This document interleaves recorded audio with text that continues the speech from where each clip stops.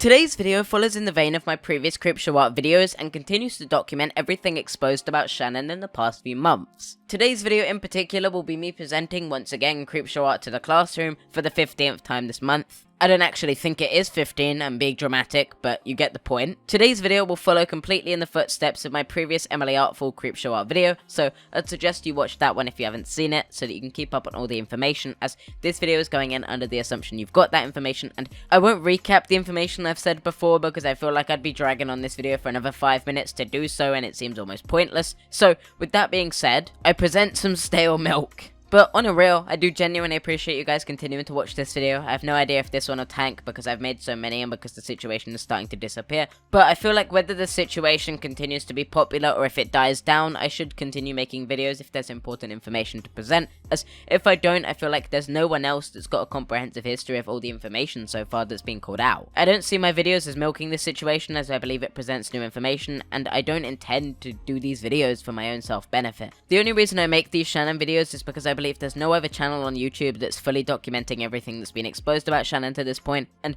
as such I felt like there needed to be someone to do so. That being said, if you would like to help me out, because as I said, these videos take a lot of work, and I post them every single day, I'd appreciate if you could subscribe to the channel. My channel isn't just Creepshow Art, I promise. I make other content on various other situations, but Shannon is one that I've made more videos on because there's a whole bunch to discuss. I'd appreciate if you could go down below and click subscribe. It's a button that you can press, and if you press it, it supports me. It's not mandatory, but it would be pretty cool. I'm aiming for 50k by the end of the year, and also feel free to check out my Twitter while you're down there to see more of my opinions or trash takes on situations that I find interesting to talk about. Finally, financial support, yada yada, I don't need your money. Whatever, let's get right into the video. Emily Artful released a video today called Creepshow Art Did Not Work Alone, and this video presents a whole bunch more evidence against Shannon following in the vein of the previous allegations against Shannon. Emily starts this video with murder on her mind, starting by addressing the fact that Shannon had sent DMs to Tipster, in which Shannon claimed that it was provably false, that Emily claimed that Shannon's partner or Emily's ex-partner had taken advantage of them in an illegal way, forcing themselves upon Emily when Emily was intoxicated. Emily clearly explains the situation. Shannon's partner, which was at the time Emily's partner, was allowed into Emily's window, and while Emily was visibly intoxicated, she was taken advantage of. Emily explained that unless Shannon blood tested her, the claim Shannon made that the R-word experience was provably false is seemingly unfounded, as there'd be no other way to prove it other than if Emily had a blood test. Obviously, it's no surprise that the person who claimed that their IP address had been hacked for years claimed something like this to defend themselves, and the fact Shannon bashed Tipster in the way they did seemed very manipulative, and most people have highlighted that. But I do want to make it very clear that claim is still very much alleged, and more evidence could come out that could prove the opposite. I'm not in either way going to shame the victim or harass the target until I'm aware of the full context, and until both sides get the opportunity to present their case. Though Emily then noticed the fact that the harassment she received in the past had lessened as Shannon's channel grew, with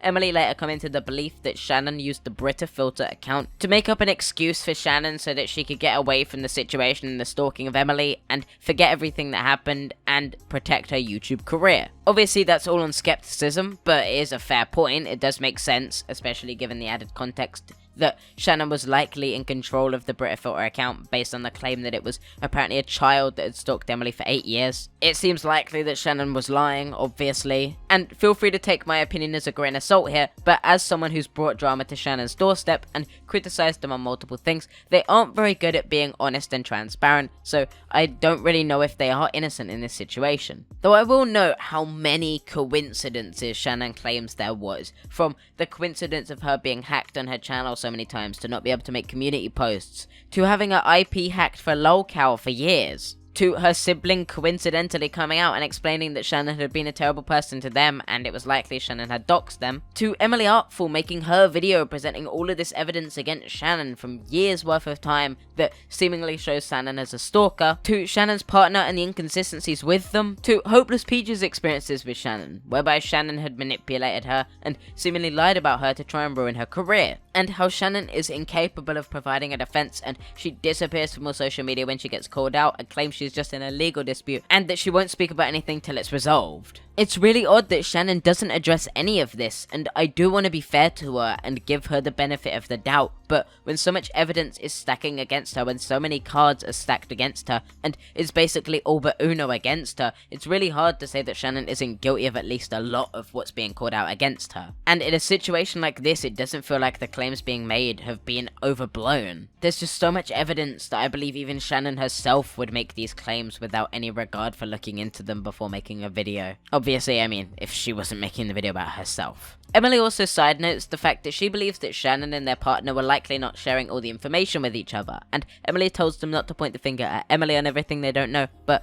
possibly each other. Emily starts then presenting evidence in rapid fire succession. But before she even does that, Emily opens up her evidence by confirming the phone and screenshots are hers and real, opening up her phone and even going as far as to show conversations with her mother. She then scrolls through chats and goes way overboard to provide proof that every single message she shows in her videos are seemingly real to the claim she's making, and as such it's very hard to argue that this evidence isn't real. But Emily also notes and shows a clip of the fact that one of the stalker accounts that harassed Emily was featured in one of Shannon's videos for a point Shannon was making, which more than ties Shannon to this account that was messaging Emily about Creepshow Art, which I'd say ties her without a doubt to the stalking that Emily's experienced. Though, again, it's still my opinion. We can also tie this to the fact that back in the time, Shannon's partner also sent Emily a similar message that the stock account that Shannon was seemingly very close to, Shannon's partner themselves sending that message to Emily themselves. I can't lie, it's just one of those big coincidences again that Shannon's partner sent Emily a message that Emily was buying subscribers. After Emily blocked Shannon's partner,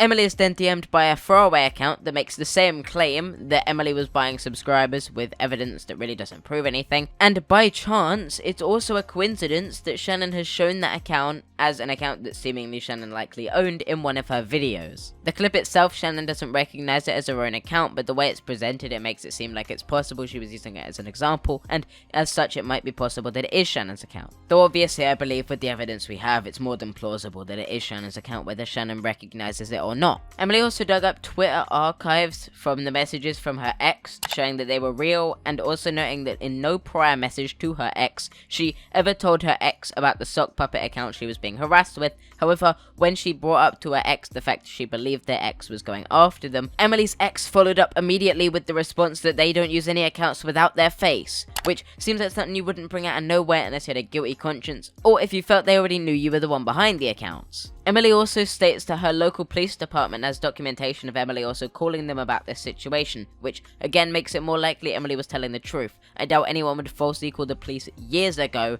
in an attempt to get their help with the situation. Emily then shows conversations she'd had with Shannon's partner's grandmother, explaining her experience being stalked to the grandmother. However, the message didn't go through, but once again reinforced the idea that Emily was actually being stalked. Emily also takes the time out of her video to note the fact that in the past she'd also sent another message that accused Anthony of possessing explicit images of Emily that were taken when Emily was just 15. There is no evidence to prove this claim so far, but Emily sending this text back years before this situation became public does support the claim. And although it's alleged, I'm sorry you're hearing so many alleges, but I've got to make sure that it's very clear that what I'm saying is still an allegation. If this claim is true, Anthony should be in prison. Not to say he shouldn't already, based on prior claims if they're true, but a claim like this could be tracked through hard drives, etc., and they could prove Anthony guilty in this situation. Emily continues to provide evidence that Anthony said Emily's voice would sound better on the track than what Emily claims to have been Shannon's voice. As such, it established the initial fallout between Emily and Shannon, which makes it seem more plausible that Shannon had a motive to go after Emily in the first place. Don't get me wrong, Shannon seems like the type to hold a grudge. And Emily then provides a crucial piece of evidence against Anthony and Shannon, almost like a smoking gun that breaks apart their whole story. Emily shows that she'd sent a previously unlisted, now private link to Anthony of her singing.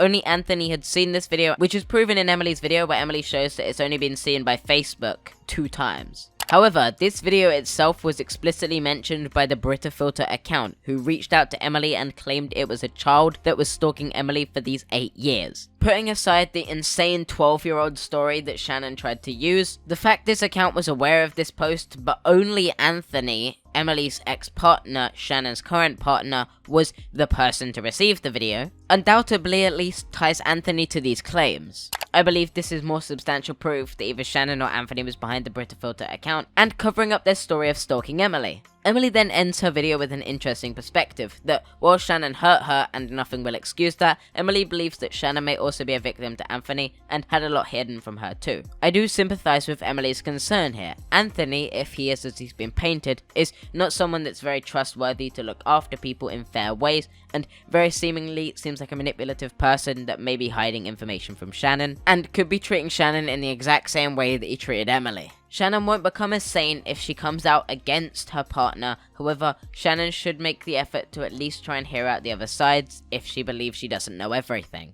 But with that being said, thank you for watching. I hope you have enjoyed this video. If you have, feel free to leave a like and subscribe. I make videos every single day at 6 PM GMT, 1 PM EST, and also feel free to check out my other social media like my Twitter down below if you'd like to see my opinions over there.